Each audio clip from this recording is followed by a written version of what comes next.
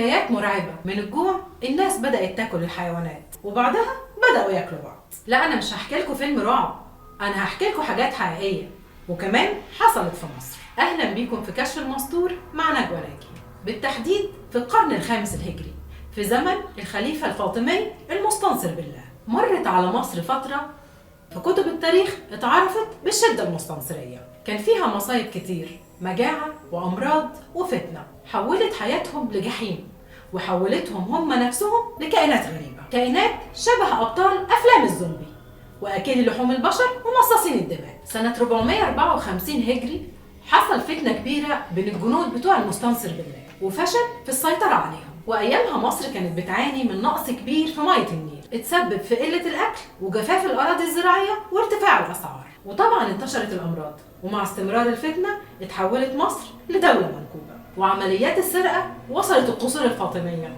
اللي اتنهبت تماما، لدرجة إن الجنود سرقوا شواهد القبور اللي اتدفن فيها الخلفاء السابقين. ووصل الأمر بالخليفة الفاطمي إنه يبيع هدومه للجنود عشان يهديهم، لكن مفيش فايدة. ومن كتر ما الأسعار كانت غالية كانت كوباية المية بدينار، ورغيف العيش كان ب 14 دينار، لدرجة إن حارة كاملة اتباعت عشان طبق عيش. يعني تقريبا كده رغيف عيش قدام كل بيت.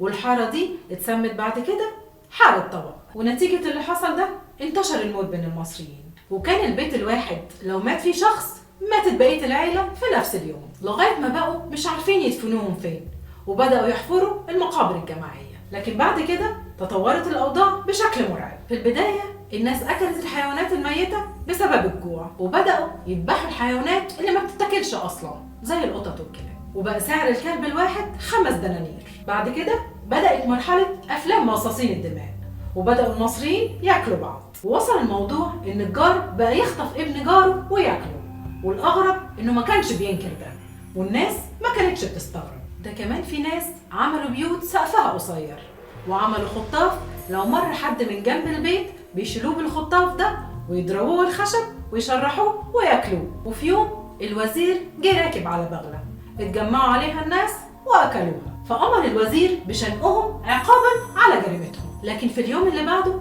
اجتمع ناس تانيين واكلوا جثث المشنوقين من كتر الجوع. وفي يوم واحد خطف ست ماشية في الشارع ودخلها بيت فيه سكاكين وأثر دم، وربطها وبدأ في تشريح رجليها وهي بتصرخ ومحدش سمعها، وولع الفحم وبدأ يطبخ اللحمة اللي قطعها من جسمها وياكلها. وبعد ما أكل شرب خمرة وسكر وأغمى عليه، وهي قدرت تفك نفسها وتهرب، وفضلت تزحف وهي جسمها كله دم لغاية ما قدرت توصل بيتها. ودي كانت من أصعب الفترات اللي مرت على مصر.